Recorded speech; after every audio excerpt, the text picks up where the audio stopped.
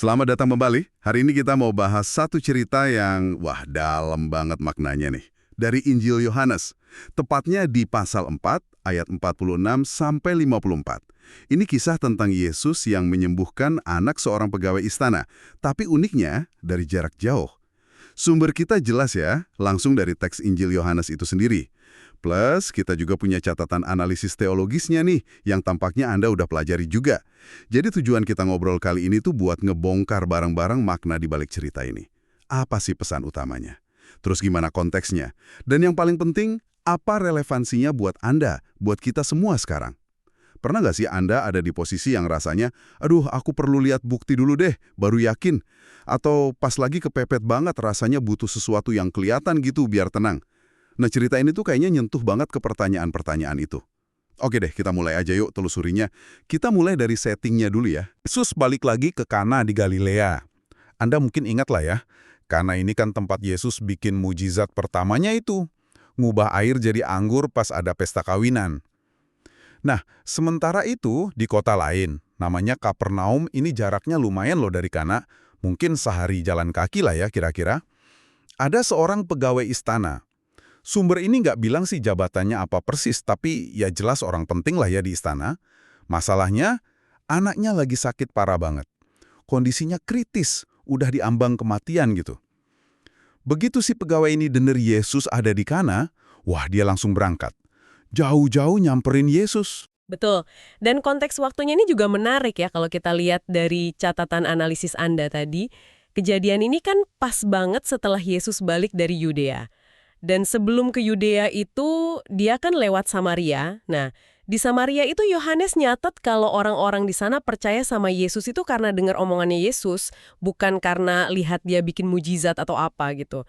Ini jadi kontras yang penting banget sih buat kita perhatiin nanti pas kita bandingin sama cerita si pegawai istana ini, yang awalnya datang dengan harapan yang agak beda ya. Oh iya ya, kontras banget itu. Oke, jadi si pegawai ini akhirnya ketemu nih sama Yesus di Kana. Dia mohon banget minta Yesus buat datang ke Kapernaum, nyembuhin anaknya sebelum terlambat. Tapi coba deh kita perhatiin respons Yesus di ayat 48. Agak nyelekit ya mungkin. Yesus bilang gini, "Jika kamu tidak melihat tanda dan mujizat, kamu tidak percaya." Kalimat ini kedengarannya, gimana ya? Tajam gitu ya. Ini semacam teguran keras atau cuma observasi aja soal kondisi iman orang-orang waktu itu, termasuk si pegawai ini. Nah, analisis teologis yang Anda pegang itu kayaknya ngelihatnya lebih dari sekedar observasi deh. Catatan itu bilang kalau ini tuh nunjukin kecenderungan dasar manusia gitu loh. Kita tuh seringnya lemah iman dan sangat bergantung sama bukti-bukti fisik. Sesuatu yang bisa kita lihat pakai mata kita sendiri. Menurut analisis itu, ya ini masalah inti yang lagi disinggung Yesus. Malah, catatan itu bilang lebih jauh lagi. Katanya, ketidakpercayaan itu pada dasarnya dosa. Dan sikap yang nuntut tanda dulu baru mau percaya, itu salah satu bentuknya. Beda banget kan sama iman orang Samaria tadi? Oke. Tapi meskipun dapat respon yang kayaknya agak dingin gitu ya, si pegawai ini nggak nyerah loh. Di ayat 49, dia tetap maksa. Dia bilang, "Tuhan, datanglah sebelum anakku mati." Wah, kita bisa ngerasain ya putus asanya, urgensinya gimana. Tapi menarik juga ya, fokusnya dia itu tetap pengen Yesus datang secara fisik ke samping anaknya. Dia masih mikir kalau kesembuhan itu baru bisa terjadi kalau Yesus datang ke rumahnya. Nah ini dia nih bagian paling pentingnya kayaknya ya. Ayat 50, titik baliknya. Yesus ternyata nggak nurutin permintaan si pegawai buat ikut ke Kapernaum. Malah sebaliknya, Yesus cuma ngasih perintah lisan aja, satu kalimat. "Pergilah, anakmu hidup." Terus gimana reaksi si pegawai? Ini yang luar biasa banget. Teksnya bilang gini, orang itu percaya akan perkataan yang dikatakan Yesus kepadanya, lalu pergi. Gila ya, dia langsung percaya gitu aja terus pulang. Nggak lihat apa-apa, nggak ada Yesus di sampingnya. Iya, ini momen iman yang fundamental banget. Si pegawai ini kan kayak di persimpangan jalan gitu ya. Dia mau terus nuntut bukti, mungkin ngotot minta Yesus ikut, atau dia milih buat pegang omongan Yesus aja. Dan dia milih yang kedua. Nah, inilah yang analisis teologis Anda sebut sebagai contoh iman yang bersandar pada firman, bukan pada penglihatan. Di sini konsep sola fide, pembenaran hanya oleh iman, jadi relevan banget. Maksudnya apa sih? Ya gampangnya gini, si pegawai ini dianggap benar atau diterima Tuhan itu bukan karena usahanya datang jauh-jauh, bukan karena jabatannya, bukan juga karena dia ngotot mohon-mohon, tapi cuma karena dia milih buat percaya sama perkataan Yesus. Tindakan imannya itu loh intinya. Jadi, imannya sama perkataan Yesus itu yang jadi kuncinya ya? Bukan usahanya sama sekali. Tepat sekali. Dan ini nyambung banget sama prinsip sola gratia, yang juga disinggung di catatan Anda. Artinya, kesembuhan anaknya itu murni anugerah, hadiah cuma-cuma dari Tuhan, bukan sesuatu yang bisa dibeli atau diusahain sama si pegawai. Yesus ngasih kesembuhan itu ya karena kehendak dan kasih karunia-Nya aja. Jadi dua prinsip ini, sola fide dan sola gratia, iman saja dan anugerah saja, itu kelihatan banget di momen ini. Dan lebih jauh lagi, ini negasin kuasa yang luar biasa banget dari Kristus sebagai firman Allah yang hidup. Omongannya aja udah cukup buat bawa kehidupan. Luar biasa ya. Terus gimana kelanjutannya pas si pegawai ini lagi jalan pulang? Kan cerita ini nggak berhenti di situ ya.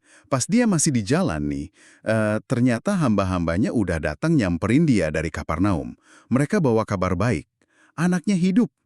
Wah, bisa dibayangin dong leganya dia kayak apa. Terus, ya pasti dia pengen tahu detailnya kan. Dia nanya ke hamba-hambanya itu jam berapa persisnya anaknya mulai baikan. Jawaban mereka di ayat 52 itu spesifik banget loh.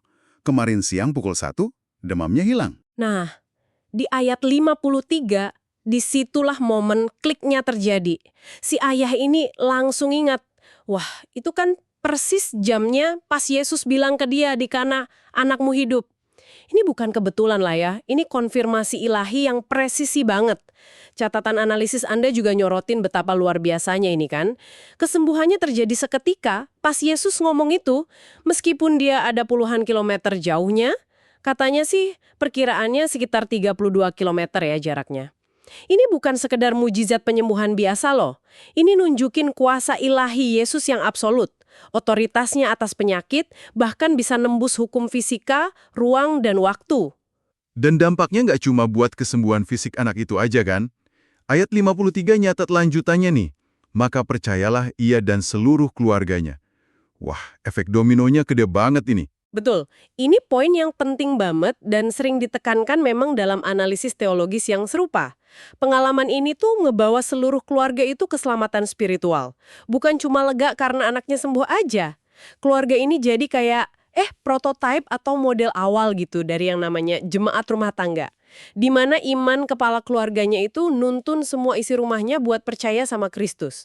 Meskipun teksnya nggak cerita detail prosesnya gimana, analisis yang Anda punya itu ngaitin iman yang muncul di hati mereka ini sebagai kerjaannya Roh Kudus, meskipun nggak kelihatan. Dan ujung-ujungnya tujuan semua ini, kesembuhan, iman sekeluarga, menurut analisis itu ya, buat kemuliaan Allah aja. Ini yang dirangkum dalam prinsip Soli Deo Gloria. Semua kemuliaan cuma buat Tuhan. Analisis Anda tadi juga nyinggung soal kontras yang tajam banget ya. Di satu sisi, ada pegawai istana ini yang kemungkinan besar bukan orang Yahudi yang taat banget, mungkin malah non-Yahudi ya. Dia percaya cuma gara-gara dengar omongan Yesus.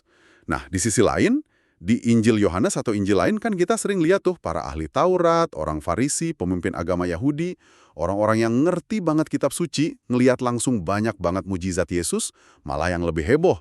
Tapi mereka malah nolak, gak percaya, malah musuhin Yesus.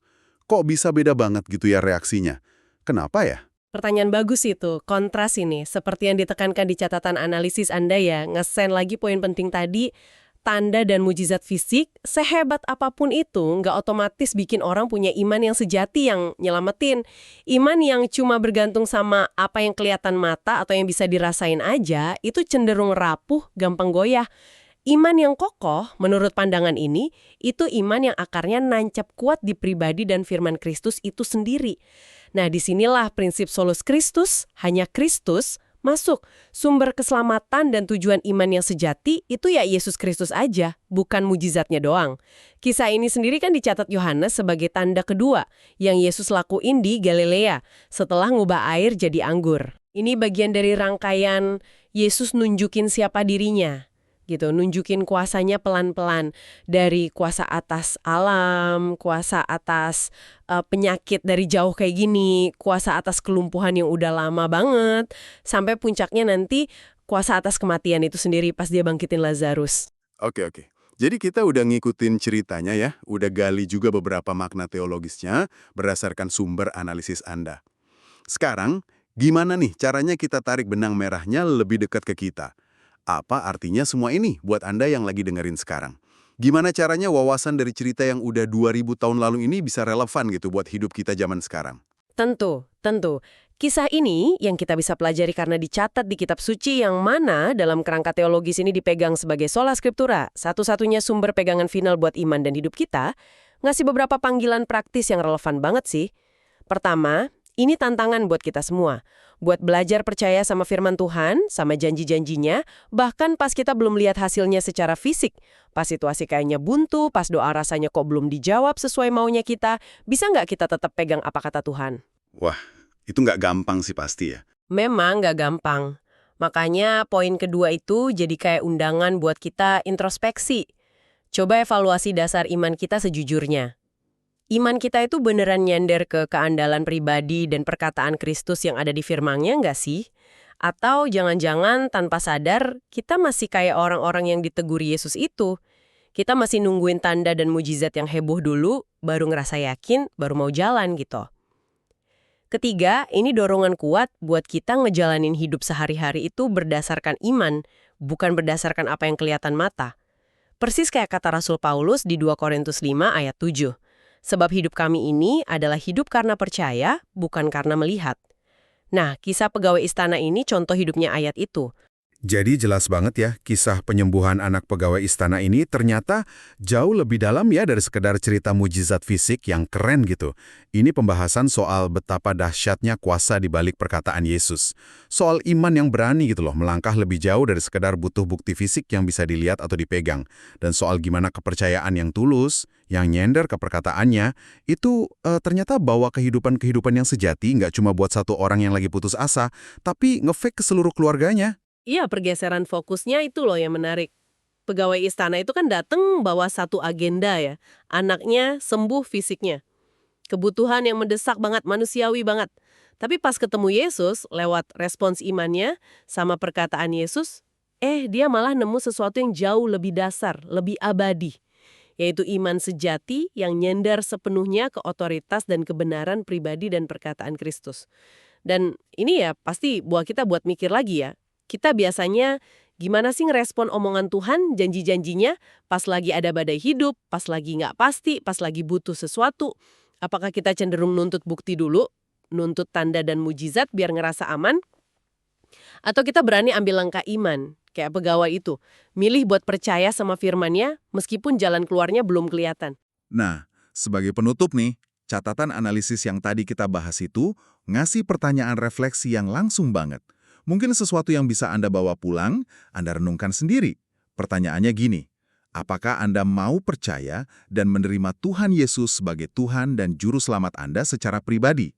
Tentu aja nggak ada paksaan buat jawab sekarang ya, tapi pertanyaan itu sendiri mungkin udah ngerangkum inti obrolan kita hari ini. Soal gimana iman itu seringnya tumbuh justru di lembah kesulitan pas lagi butuh banget. Tapi kekuatan sejatinya itu ditemuin bukan pada apa yang kelihatan mata, tapi pada tindakan kita pegang teguh perkataannya. Terima kasih banyak ya udah nyimak pembahasan mendalam kita kali ini. Semoga ada wawasan berharga yang bisa Anda ambil. Sampai jumpa di eksplorasi berikutnya ya.